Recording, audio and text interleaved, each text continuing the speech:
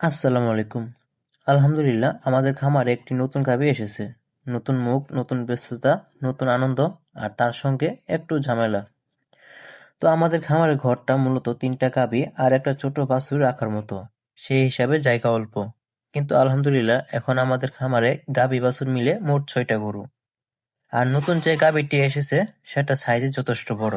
তাই বাধ্য হয়ে একটা বাছুরকে বাইরে রাখতে হয়েছে। আমরা অনেক আগেই সিঁড়ির নিচে একটা ছোট জায়গায় বাছুর রাখার ব্যবস্থা করে রেখেছিলাম।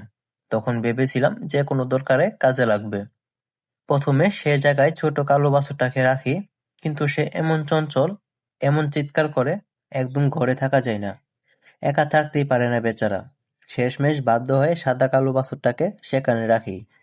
আলহামদুলিল্লাহ, ওটা অনেকটাই ঠান্ডা স্বভাবের, কিছুটা ডাকাডাকি করে বটে, কিন্তু সহনীয়। ধীরে ধীরে অভ্যস্ত হয়ে যাচ্ছে বলে মনে হচ্ছে। আর এখন বলি নতুন গাভী কেনা নিয়ে। আসলে এই গাভীটা একদম হঠাৎ করেই কিনে ফেললাম।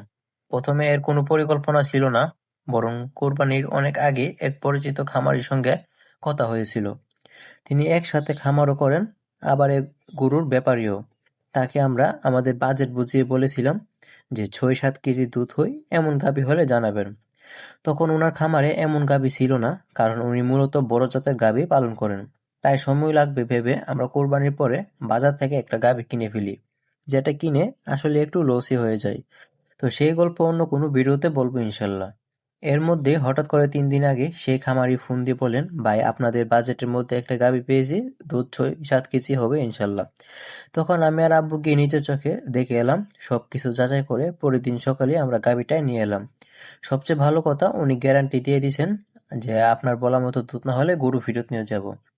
তো আলহামদুলিল্লাহ গাভীটা এখন আমাদের খামারে সুন্দরভাবে আছে। তবে নতুন গরু মানেই নতুন রুটিন, নতুন যত্ন, নতুন ব্যস্ততা। সেই সাথে আমাদের জায়গার সংকটটাও ম্যানেজ করতে হবে একটু চালাকিভাবে। কিন্তু দিন শেষে যখন গরুগুলাকে শান্তিতে ঘুমাতে দেখি, তখন একটা অদ্ভুত শান্তি লাগে। সব কষ্ট যেন পরিশ্রমের আনন্দ রূপ নেয়। তো আপনাদের সকলের কাছে দোয়া চাই, আপনারা দোয়া করবেন আল্লাহ তাআলা যেন আমাদের খামারে বরকত দেন, সব গরুগুলো যাতে সুস্থ থাকে, আর আমরা যাতে হালালভাবে এগিয়ে যেতে পারি। তো সকলে ভালো থাকবেন। আল্লাহ হাফেজ। আসসালামু আলাইকুম।